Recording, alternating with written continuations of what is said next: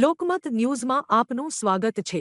હિન્દુ જાગૃતિને નવી દિશા અને પ્રેરણા આપવા તેમજ સનાતન સંસ્કૃતિ, સનાતન ધર્મ અને સામાજિક એકતાનો સંદેશ વ્યાપક બનાવવા સર્વ હિન્દુ સમાજના સહયોગથી હિન્દુ સંમેલનનું ભવ્ય આયોજન કરવામાં આવ્યું હતું। આ કાર્યક્રમ આજવા રોડ પર કે બી પરીખ સ્કૂલની બાજુમાં આવેલા મેદાનમાં HP પેટ્રોલ પંપ પાછળ યોજાયો હતો, જ્યાં મોટી સંખ્યામાં હિન્દુ સમાજના ભાઈઓ અને બહેનો ઉપસ્થિત રહ્યા હતા। કાર્યક્રમમાં વિશેષ અતિથિ તરીકે સુશ્રી મીનાક્ષી શરાવત હાજર રહ્યા હતા। મુખ્ય વક્તા તરીકે શ્રી શૈલેષભાઈ પટેલે પોતાના પ્રવચનમાં હિન્દુ એકતા, સંસ્કૃતિ અને સામાજિક સંકલન પર ભાર મૂક્યો હતો। આ ઉપરાંત જાણીતા હાસ્ય કલાકાર અને સામાજિક કાર્યકર નીતિન જાની એટલે કે ખજૂરભાઈ પણ કાર્યક્રમમાં હાજર રહ્યા હતા। કાર્યક્રમ દરમિયાન મહાનુભાવોનું સ્વાગત અને સન્માન કરવામાં આવ્યું હતું। સ્થાનિક કાઉન્સિલરો અને સમાજના આગેવાનોની ઉપસ્થિતિએ કાર્યક્રમને વિશેષ ગૌરવ અપાવ્યું હતું।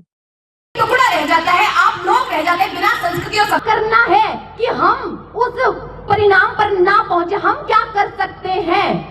तो जब यहाँ इतनी महिमा है, जैसे प्रभु श्री राम गुरुकुल में पढ़े, तो अपने बालकों को बताओ और आज यहाँ से संकल्प लेकर जाओ कि आज 100 વર્ષ પૂર્ણ થયા તે નિમિત્તે આજવા રોડ લક્ષ્મીનારાયણ વસ્તીથી હિન્દુ સંમેલનનું આયોજન કરવામાં આવ્યું છે।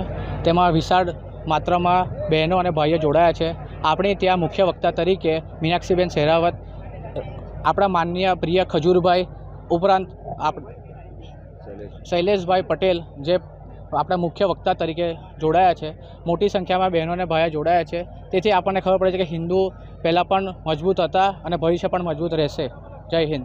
આજે ખાસ RSSના 100 વર્ષ પૂર્ણ થવાના આરે આ એક હરેક હિન્દુ માટે આ એક દિવાળી જેવો અવસર છે અને આ અવસરમાં વડોદરા ખાતે મને સંમલિત થવાનો અવસર મળ્યો છે। મારા માટે ખૂબ ધન્યતા અનુભવું છું।